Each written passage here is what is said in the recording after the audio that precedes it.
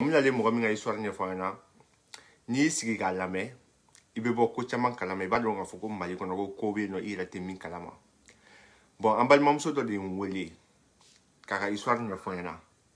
k'ale kɔnɔ gannen don a t'a dɔn a bɛna ko in kɛ cogoya min na parce que ale bogotigi na pardon ale bogotigi nama ale kun ye cɛ sɔrɔ ko cɛ minnu b'a furu a ye proposition de mariage 2 ni 3 bɛɛ kun sɔrɔ k'a ko y'a sɔrɔ ko fiɲɛ kun b'a nun kɔrɔ a banna olu bɛɛ la donc ko fɔ a nana se 30 ans niveau ninnu ma kuma min na ja ni girin ninnu nege bɔlen a la kuma min na a sɔrɔla ka na k'a fɔ ko ale bɛ fɛ ka furu ɲini donc ala de y'a nana n'a ka na ye sisan nɔ a ye dɔ sɔrɔ a ye cɛ dɔ sɔrɔ cɛ in sigilen bɛ faransi de mais ale yɛrɛ bɛ mali la yen nɔ a m'a ye ale yɛrɛ bɛ mali la bon cɛ in sɔrɔlen a kɛra ala ta n'u bɛɛ bolo parce que a mɛnna furu nɔfɛ wagati min na a y'a décidé ka manamana ko bɛ dabila ka furu ɲini sisan nɔ a sɛgɛnna furu nɔfɛ depuis a 25 ans apparemment a ye ko ninnu bɛɛ jɔ k'a bɛna furu ɲini donc a nana furu sɔrɔ fɔ à l'âge de 30 ans de donc furu sɔrɔla à l'âge de 30 ans mais cɛ in sigilen bɛ faransi de ale yɛrɛ bɛ mali la bon cɛ in ka duba de bɛ fɛn na n tɛna cɛ siya fɔ mɔgɔ ɲɛna parce que siya an maliyɛn ɲɔgɔn de don tout bon n tɛna siya kɔni fɔ bon minnu ka keko olu bɛ se k'a faamuya siya min don voilà donc ale sigilen bɛ mali la bon cɛ nana ka na mariage kɛ cɛ nana ka mariage kɛ dɔrɔn 1 mois dɔrɔn yɔrɔ ni muso kɔni kɔrɔla a ka den sɔrɔ ka suma ni muso ye 30 ans sɔrɔ den sɔrɔ bɛ gɛlɛya dɔɔni donc cɛ nana cɛ ye mariage kɛ cɛ ye 1 mois kɛ dɔrɔn o seginna ka taa faransi a nɔ la donc ale kɔni ko kabini furu in daminɛra k'ale ma dɛsɛ dɔrɔmɛ kelen na ko ale cɛ bɛ wari di ale ma cogo min y'a ja hali n'ale cɛ ma wari ci ale cɛ balimaw dɔgɔmuso ni fɛnw ko bɛɛ de bɛ wari di ale ma f'ale sago la ko wari ko problème t'ale la degun foyi t'ale kan o côté la i ma ni cɛ bɛ baro kɛ u bɛ communiquer ka ɲɛ très bien mais cɛ dɔgɔnin dɔ de bɛ yen sisan nɔ o de fana ka fɛn di fanga ka bon ka tɛmɛ bɛɛ ta kan o kɛ o kɛ ka na ka bɔ dugu kɔnɔ ka na n'a mana sama dibisogo la a bɛ n'a sama pomme ni namasaw la a bɛ wariw d'a ma a b'a ɲininka ko problème jumɛn de b'a la problème fɛn fɛn b'i la a fɔ ɲɛna n b'a problème n b'a ɲɛnabɔ i ma o ye cɛ dɔgɔkɛ de kun ka baarakɛta ye k'o ɲɛsin ale ma sisan nɔ donc ale y'a bila minɛn min kɔnɔ sisan nɔ ale y'a bila ko balimaya minɛn kɔnɔ i kɔrɔkɛ ka muso kɔni o kɔni o y'i dɔ de donc voilà donc a mana fɛn fɛn d'ale ma ale b'a bɛɛ accepter ten tɔ donc u nana to condition na ten tɔ parce que u furumuso ka ca du kɔnɔna la quoi i ma parce que u ka du ye duba de cɛ kɔrɔkɛ n'a dɔgɔkɛ u bɛɛ muso b'u bɛɛ bolo so kɔnɔna la donc u bɛ tobili ni fɛnw bɔ ɲɔgɔn kɔrɔ bɛn b'u ni ɲɔgɔn cɛ kɛlɛ tɛ yen foyi tɛ yen nɔ pendant un bon moment donc furu bɛ ka na se ka avancer ka taa ɲɛfɛ cogoya min na cɛnin ka cɛ dɔgɔkɛ ka approche de bɛ ka caya juguya ka tɛmɛ hali ale yɛrɛ cɛ kan cɛ dɔgɔnin min sigi ale fɛ ka baro kɛ su kɔnɔ fo heure min a bɛ sun dugu mana tila a bɛ wuli a bɛ taga donc u tora condition na ka to condition na ko fo waati dɔ de nana kɛ sisan nɔ cɛ commencera sisan cɛ dɔgɔnin commencera sisan nɔ ka na i kɛcogo yɛlɛma ale fan fɛ quoi i ma a b'a essayer k'a fɔ k'a b'ale draguer ka diɲɛ kumaninw fɔ ale ka cɛ dɔgɔnin fa kelen ba kelen de bɛ ka nin kɛ tan dɛ kabako ye histoire ye kabako ye koyi ko a bɛna a bɛ diɲɛ kumaninw fɔ a ye a bɛ ko a bɛ n t'a dɔn n bɛna fɔ cogoya min na quoi genre ni mɔgɔ bɛ yɔrɔ ni cɛ kɔni ɲɛbɔlen bɛ muso fɛ i b'i yɛrɛ comporter cogoya min na k'a b'olu ko ninnu k'ale la mais ale bolo k'ale bɛ ka sigi o de kan ale bɛ ka ko imaginer a kunkolo la en plus ale ye furu sɔrɔ gɛlɛya la cogoya min na ale tɛ fɛ ka balimamaw fara ale ma sɔn ka fɛn foyi fɔ a cɛ ale n'a cɛ bɛ ka continuer ka baro kɛ ten cɛnin filɛ nin ye ale bɛ ka commencer ka distance ta dɔɔni quoi ni dugu tilala dɔrɔn ale bɛ boli k'i teliya ka t'i da pour que a kana na dugu tila fɛ baro ni fɛnw ɲɛsin ale ma n'a nana ni dumuni min ye ale b'a minɛ ale ni dukɔnɔmɔgɔw bɛɛ bɛ jɛ k'a dun ɲɔgɔn fɛ i ma donc ale bɛ ka commencer k'a fɛ mais ale kɔni yɛrɛ bolo i b'a sɔrɔ k'ale de bɛ ka ko imaginer a kunkolo kɔnɔna la quoi donc cɛ nana kɛ ko fo don la de dugu tila genge fɛ cɛ nana k'ale dalen sɔrɔ so kɔnɔ dɔrɔn ka da kungolen sisan nɔ ale ye da yɛlɛ o y'a sɔrɔ ale jatigɛ kojugu ale girinna ka wuli ka da yɛlɛ o y'a sɔrɔ fini de sirilen b'ale kɔkɔ la depuis ale y'a ye ko cɛ in don dɔrɔn ale immédiatement ale bolila ka don ka taa guloki ta k'o don a kana donc cɛ ko a ko ko mun na ko cɛ nana ale ka da kungo ni ɛri la ko mun na ko cɛ ma se ka sunɔgɔ de ya cɛnin kan tɔgɔ ko non ko n sera ka sunɔgɔ ko mais ko ci dɔ de bɛ n bolo k'a f'i ye ko n'i m'a f'i ye k'a ma ɲi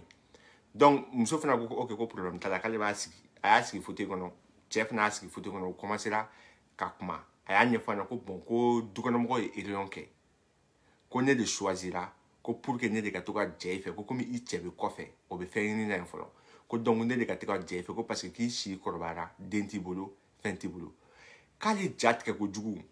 k'ale ɲɛji de balila ka se ka bɔ ten tɔ ko k'e balima ye e balimakɛ de ne furu e bɛ sɔn ka na fɔ k'e bɛna ni manamana ko sugu ta ka ɲɛsin ne ma cɛ dɔgɔnin kan ta ma ko non ko ale ma wuli a yɛrɛ ma ten dɛ ko dukɔnɔmɔgɔ bɛɛ hali ko cɛ b'a kalama k'u bɛɛ de jɛra ka fɛn sigi réunion kɛ ko y'ale de désigner ko ale de bɛ to ka maga la ka to ka musoko kɛ cɛ in na a bɛ hakɛ to k'ale bɛ to ka musoko kɛ cɛ in na comment dire muso in na pour que muso bɛ se k'a si sɔrɔ k'a bila diɲɛ kɔnɔ muso ma sɔn muso ko a ka taa k'ale bɛ réfléchir fɔlɔ a taara mais o bɛɛ la ta muso ma sɔn ka fɛn f'a cɛ parce que muso ka furu nege b'a la ka se degré min ma ale tɛ fɛ ka na o kuma ɲɛfɔ o kana kɛ ale ka furusa sababu ye walima balimamaw kana fara ale nɔfɛ quoi de b'o kɛra ale fari faga sokɔnɔ ko bɛɛ la ale y'o ye ale bɛ sigilen b'a kelen na a bɛ kasi a tɛ dumuni kɛ ka fa nɔgɔ la bilen tuguni a commencé ka poids perdu ka fasa i m'a ye a commencé ka poids perdu ka fasa ko fo don la tuguni cɛ in tilala ka na kama tuguni ko karisa halisa e ma tila miiri la wa ko ne mɛnna k'i makɔnɔ k'i tɛ kelen fɔ n ka tɔgɔ ɲɛfɔ a ko tiɲɛ yɛrɛ la k'ale tɛ se ka kan kɛ donc o su fɛ ale cɛ y'ale wele ale cɛ ka appel en absence kɛra ale kun sisan a yɛrɛ furukɛ min bɛ faransi o ka appel en absence donna ale kun ale girinna ka taa crédit san k'o wele donc a y'o wele yɔrɔ min na dɔrɔn immédiatement o sinɛ k'i jɔ ten tɔ ko tiɲɛna ko o bɛ k'ale malo ko bɛ k'ale malo ale somɔgɔ cɛ la ale ko k'i malo mun de la ko ne ye mun de kɛ min bɛ e malo ko o mana k'i y'a mɛn ko n taara kamalen tigɛ kɔfɛ a ko ayi ko ale dukɔnɔmɔgɔ bɛ réunion kɛ ko a fɔra ko ale dɔgɔkɛ de bɛna to ka jɛ fɛ ka to ka jɛ fɛ ka dilan ɲini fɛ pour que i bɛ se k'i si sɔrɔ ko le temps ale ka se ka fɛn k'a yɛrɛ tunga fɛ cogoya min na i ma faamuya a ko ko mana k'e bɛ ko in kalama de cɛ ko k'awɔ k'ale b'a kalama ko olu ka du sariya de y'o ye ko n'a bɛ sɔn a ka sɔn n'a tɛ sɔn a ka taa ka bɔ ale fɛ yen nɔ k'ale ye suru kasi kan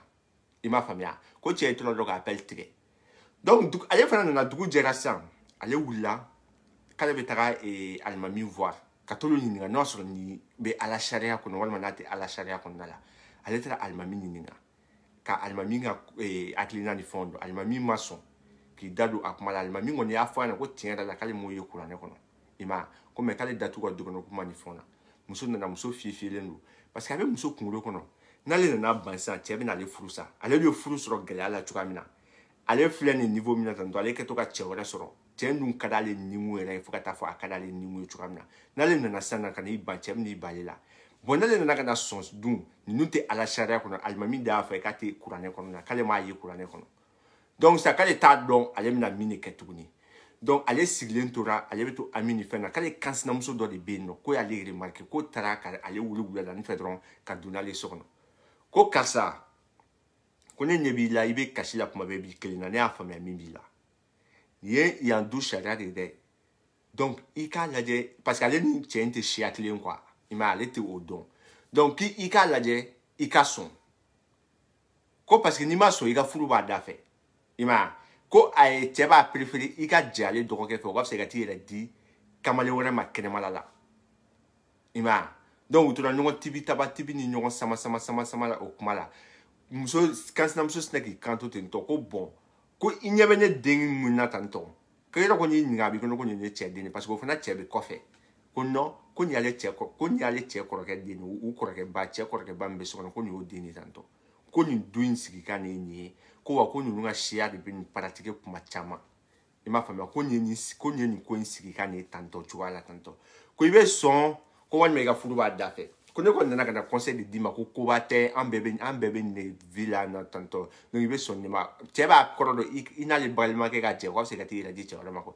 muso ko jamais ko ale bɛ k'a ɲini ale cɛ ka se k'ale lagɛrɛ a yɛrɛ la cogoya min na u ka se k'u démerder ɲɔgɔn fɛ ka ɲɛ sɔrɔ ko la yen cogoya min na pour que ale kana se ka don manamana ko da fɛ ko cɛ bɛna ne ta ka nin kɛ k'ale sɛgɛrɛ ko tiɲɛna k'ale tɛ se ka sɔn nin ma k'a kasi donc ale ɲɛ b'a la cɛ tɛ ka sɔn k'ale wele bilen cɛ tɛ k'ale ka appel ta ale dɛsɛra cɛ la ale min ko kɔfɛ a bɛ kalo 3 bɔ ani cɛ tɛ ɲɔgɔn kibaruya kalama ale kɔni bɛ so kɔnɔ parce que cɛ tɛ se k'a furu sa a ma furu sa kunya la cɛ yɛrɛ kumakan kɛra kelen dɔrɔn de a ye dɔgɔkɛ cɛ ma ko ni ale y'a mɛn diɲɛ don o don k'a ye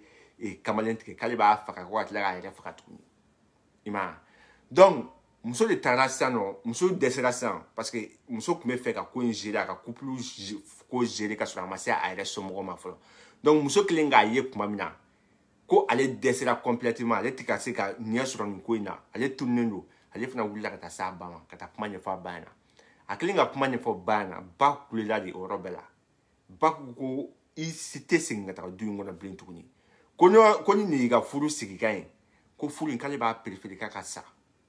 ko ni mɔgɔ ko n'a ma fɔ ko n'i ma furu k'i bɛ sa ko mɔgɔ furubaliya tɛ se ka mɔgɔ faga voilà ko i ka minɛnw cɛ i kana n ka so kɔnɔ i m'a ye n'a b'i fɛ yɛrɛ a b'i to yen nɔ i ka gɛrɛ a la cogoya min na aw ka se ka gɛrɛ ɲɔgɔn na cogoya min na k'aw ka furu kɛ mais n'a t'i fɛ de ko fo e ni ale balimakɛ de ka jɛ ɲɔgɔn na ko walayi bilayi ko n bɛ k'i fɛ tantɔ fo ka taa fɔ i se hali n'i ma cɛ sɔrɔ i ka diɲɛlatigɛ kɔnɔ ko na i kana so kɔrɔnin min bɛ i ka soden kelen min bɛ yan nɔ mɔgɔ si t'a kɔnɔ dɛ i kana yɛlɛma a kɔnɔ an b'an démerder ɲɔgɔn fɛ k'an balo n'an ka fɛnw ɲini ka balo ni cɛ min sɔnna i la kɔfɛ o b'i furu donc ale nana kasi furu ka d'ale a filɛ nin ye a t'a dɔn a bɛna ko tɔ kɛ cogoya min na donc ale yɛrɛ kɔnɔna fililen don a y'a kɔni a donna ne kan ne ka fɛn ka ne k'a ka histoire ɲɛfɔ ne ɲɛna ko ne bɛ se k'a ka histoire partager mɔgɔ ye ale kɔni taara u ka so bon cɛ m'ale wele hali sini cɛ somɔgɔw m'ale wele k'ale ɲininka min bɛ yen a filɛ ale kɔni b'u ka so donc ale de ko n'a sɔrɔ ne bɛ se ka n ka histoire ɲɛfɔ ale ka histoire ɲɛfɔ mɔgɔw ɲɛna n ka bɔ ɲɔgɔn na donc n'a sɔrɔ aw bɛ se ka conseil min di commentaire la an b'aw deli a ka conseil di commentaire la n'a y'a dɔn conseil yɛrɛ t'aw bolo a ka vidéo a k'aw tɛgɛ da j'aime kan a ka commentaire de soutien bila en plus de cela n'a bɛ se k'a partager fana a k'a partager pour que mɔgɔ caman bɛ se k'a ye mɔgɔ hakili ɲumantigiw ka se k'a ye cogoya min na olu ka se k'u ka conseil di siya min bɛ ka nin kɛ mɔgɔ caman kan k'u siya ninnu dɔn mais ne da tɛna tu siya in tɔgɔ la voilà donc an b'a ɲini aw fɛ yɛrɛ s'il vous plaît ni fɛn fɛn b'a dɔn hakilina ɲuman b'i la ka ɲɛsin nin ko in ma a y'a fɛ ale kɔni bɛ so kɔnɔ cɛ m'ale contacter ale fana ma cɛ contacter furusako kuma ma fɔ parce que miiri de b'u ni ɲɔgɔn cɛ i ma foyi ma kɛ fɔlɔ donc ale t'a dɔn ale kɔni bɛna kɛ cogoya min na ale parents ko a ko banna bon ko a kɔni tɛ se ka taa nin kan kan bon ale dun ka furu ka d'ale cɛ in ka d'ale bon a t'a dɔn a bɛna a ko kɛ cogoya min na donc voilà a bɛ se k'an dɛmɛ commentaire la n'aw hakilina ɲumanw ye et puis voilà donc siya min don ne tɛ se ka siya tɔgɔ fɔ dɔ bɛ ka ɲininkali kɛ n tɛ se ka siya tɔgɔ fɔ voilà sinon a bɛ se ka kɛ gasi ka se a tigilamɔgɔw ma et puis voilà donc voilà numéro de téléphone ok est-ce que a ye demande ci dɔrɔn parce que téléphone filanan tɛ yan nɔ n tɛ n yɛrɛ ka so bi